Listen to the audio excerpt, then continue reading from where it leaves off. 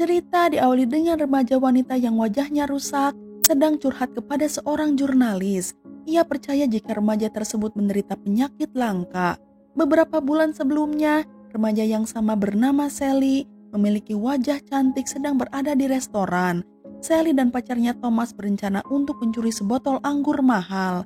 Sally setuju membantu Thomas, tapi dengan satu syarat, di mana Thomas harus berjanji akan menceritakan pada semua teman mereka bahwa ialah yang mencuri botol anggur itu.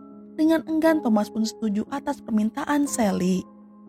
Saat rencana mereka dimulai, Sally berpura-pura asik menelpon di luar, sementara Thomas melarikan diri dengan cepat sambil membawa botol yang ia curi dan pelayan restoran terlihat pasrah.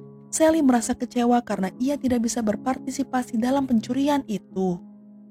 Di malam hari, Thomas bercerita kepada teman-temannya tentang misi sukses pencurian botol anggur. Sementara Sally cemburu karena Thomas menjadi pusat perhatian. Keesokan harinya di tempat kerja, seorang wanita yang terluka karena gigitan anjing menerobos masuk ke dalam restoran. Dengan putus asa ia mendesak Sally untuk segera memanggil ambulans, dan saat petugas medis tiba, Sally memperhatikan bagaimana orang-orang di sana melihatnya dengan penuh curiga. Usai bekerja, Sally pulang dengan masih mengenakan baju yang berlumuran darah serta menikmati perhatian yang diterimanya dari orang-orang sekitar. Thomas begitu kaget dengan penampilan Sally, dan Sally mulai membual dengan kisahnya tentang bagaimana ia tanpa rasa takut telah menyelamatkan hidup seorang wanita. Pujian-pujian serta perhatian membuat Sally kecanduan, dan Sally terus menyebarluaskan kisah kepahlawanannya yang palsu kepada semua orang. Tapi perhatian segera beralih kembali kepada Thomas ketika ia mengumumkan pameran seni yang akan digelar di sebuah galeri bergengsi. Thomas adalah seorang seniman yang membuat seni modern menggunakan kursi, tapi hanya Sally lah yang tahu bahwa Thomas hanya artis penipu yang mencuri kursi lalu mengklaim sebagai miliknya. Pada acara pameran, Thomas menerima banyak sekali pujian dan membuat Sally kesal. Kemudian saat makan malam, ia berbohong jika ia memiliki alergi kacang pada tamu undangan Thomas. Rencana tersebut membuat Sally dengan mudah bisa bersosialisasi dengan mereka dan mengalihkan perhatian para tamu dari Thomas. Thomas segera meminta untuk bersulang dan mulai berbicara tentang kemampuan seninya. Tidak mau perhatiannya beralih pada Thomas, Sally lalu berpura-pura tersedak hingga menarik kembali semua simpati padanya. Kini Sally menjadi semakin terobsesi serta selalu membayangi Thomas. Sally bahkan mencoba beralih ke tindakan ekstrim seperti mencoba memprovokasi seekor anjing agar menggigit wajahnya. Namun sebelum Sally berhasil dengan rencana gilanya, pemilik anjing datang kemudian menghentikan Sally. Suatu hari saat menjelajahi internet, Sally menemukan resep obat yang berbahaya. Efek samping obat tersebut akan membuat kesehatan memburuk jika dikonsumsi tanpa pengawasan dokter. Tertarik dengan bekas luka yang mengerikan dari efek samping obat itu, Sally begitu ingin bereksperimen dengan obat tersebut. Sally kemudian menemui temannya bernama Stan yang memiliki akses mendapatkan obat ilegal tersebut. Sally beralasan ia membutuhkan obat itu untuk mengatasi kecemasannya yang parah. Kini Sally telah menerima obat yang diinginkannya, yang pun kemudian secara rutin mengkonsumsinya setiap hari. Tak perlu waktu lama, efek samping obat pun mulai terasa, di mana ketika di tempat kerja serta saat berjalan di luar, Sally berusaha untuk tetap terjaga. Ketika ia mendengar bahwa Thomas akan berada di sampul majalah, Sally merasa putus asa hingga ia pun meningkatkan dosis obat tersebut, berharap untuk mendapatkan hasil yang lebih cepat, sehingga ia bisa mencuri perhatian kembali dari Thomas.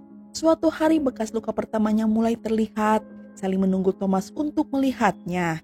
Ia merasa senang ketika mengekspresikan luka dan mendapatkan perhatian dari Thomas.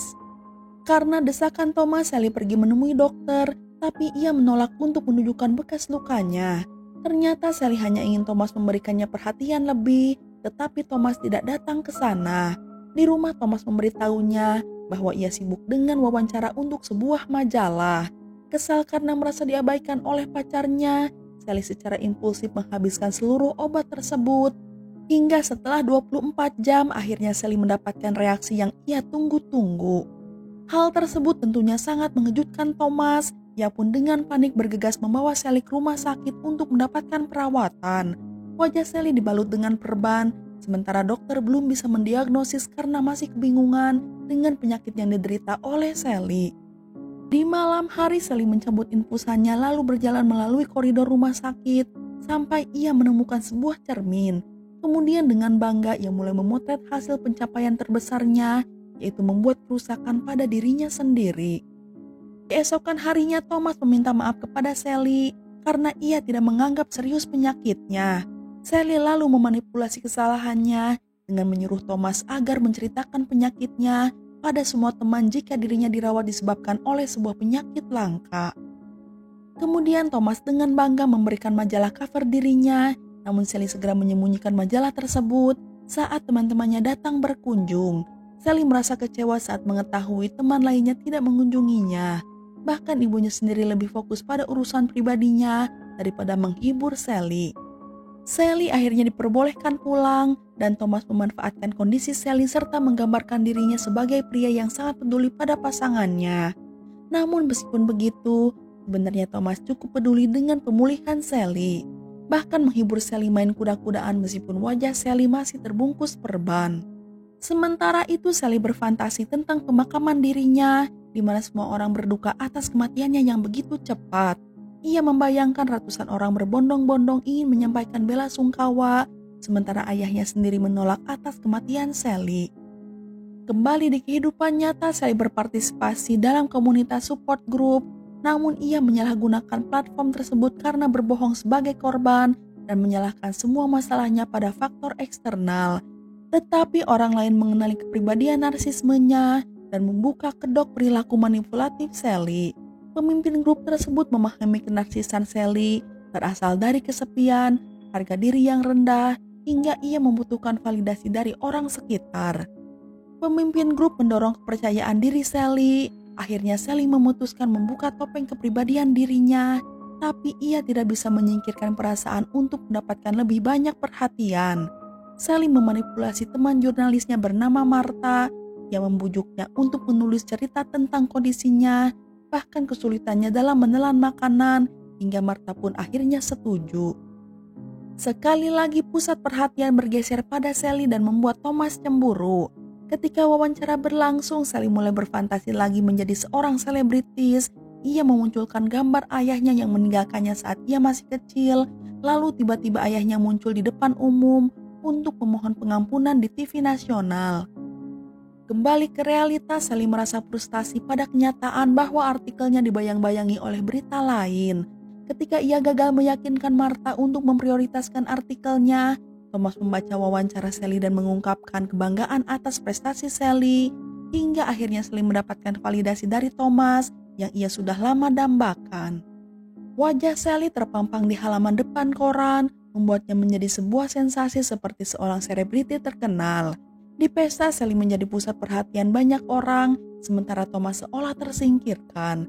Di tengah kemeriahan, Martha menanyakan tentang hubungannya dengan Stan. Diliputi kepanikan, Sally berbohong bahwa Stan sudah meninggal. Kini fantasi Sally berubah menjadi lebih gelap. Sally membayangkan Martha secara tidak sengaja bertemu Stan, kemudian Stan mengungkapkan rahasia kelam Sally pada Martha. Kegelisahan tersebut memicu respon fisik yang mengganggu hingga ia gemetar tak terkendali. Dan kali ini Sally menyadari bahwa getaran tubuhnya adalah efek samping lain yang berbahaya dari obat tersebut.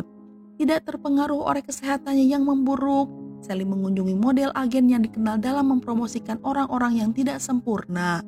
Agen tersebut menyatakan minatnya pada Sally, kemudian meminta Sally untuk bergabung sebagai model. Sally tiba-tiba mulai batuk, namun ia buru-buru menepis. Ia mengatakan jika batuk tersebut tidak ada hubungannya dengan kondisi kesehatannya. Akan tetapi Sally mulai mengeluarkan darah.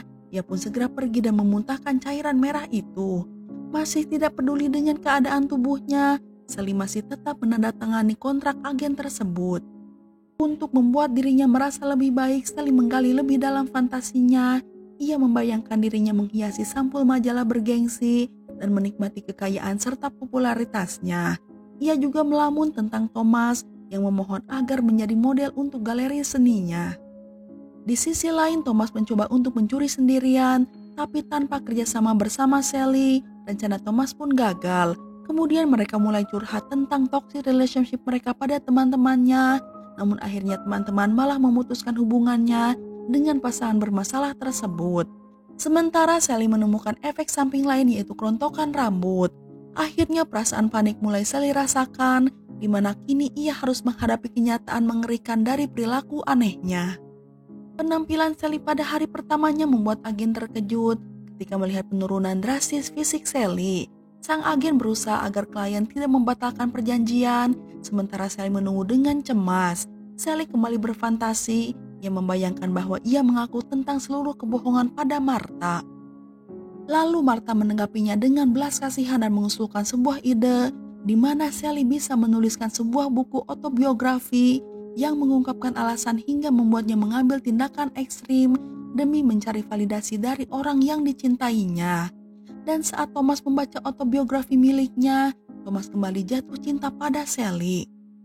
Kembali ke kenyataan, Sally memperlihatkan kepala botaknya pada para klien dengan enggan klien setuju untuk melanjutkan pemotretan Sally. Saat kru berusaha merias wajah Sally, Sally merasa cemburu setelah menyaksikan kepercayaan diri dari seorang model yang memikat perhatian klien. Mendapat kesempatan, Sally diam-diam mengikuti model tersebut, lalu menguncinya di dalam kamar mandi. Setelah itu dengan licik ia mengambil posisinya. Meskipun para kru merasa ketidaknyamanan dengan penampilan Sally, namun Sally berhasil membuat mereka terkesan dengan keterampilan berposenya. Karena penampilannya yang cukup bagus, para kru meminta Sally untuk mengucapkan beberapa kalimat. Tetapi saat ia akan mengucapkan kata-katanya, darah mulai mengalir dari kepalanya dan Sally pun pingsan. Suasana berubah panik serta mencekam, di mana seluruh kru merasa ngeri dengan kondisi buruk Sally. Di rumah sakit, Thomas membuat keputusan untuk putus dengan Sally karena akhirnya ia sadar dengan ketoksitan hubungan mereka. Thomas pindah dan pergi dari sisi Sally, sementara Sally menghadapi kesepiannya sendiri. Kemudian Sally mengundang Martha dengan harapan mendapatkan simpati serta pengertian. Namun ternyata Martha telah mengetahui semua kebenaran. Ia marah pada Sally karena ia menipu semua orang untuk percaya bahwa ia memiliki penyakit langka. Sally menjawab bahwa ia mungkin memiliki gangguan kepribadian yang merusak dirinya sendiri, tapi Martha merasa tindakan Sally adalah cara lain untuk memanipulasi korbannya. Martha pun akhirnya memutuskan keluar dari kehidupan Sally. Sally akhirnya menyadari bahwa sekarang ia sendirian tanpa siapa-siapa. Sally mulai berfantasi lagi. Ia membayangkan dirinya menjadi terkenal dan hamil dengan anak dari Thomas. Tapi kali ini ia berusaha keluar dari khayalannya dan memutuskan untuk menghadapi pikirannya sendiri. Sally pun kembali ke grup supportnya dan secara aktif terlibat dalam metode penyembuhan. Di sana ia menemukan penghiburan serta empati dan dukungan dari rekan-rekannya. Dengan keinginan besar agar sembuh, kini Sally bertekad untuk berhenti menyabotase dirinya sendiri. Dan film pun udahan.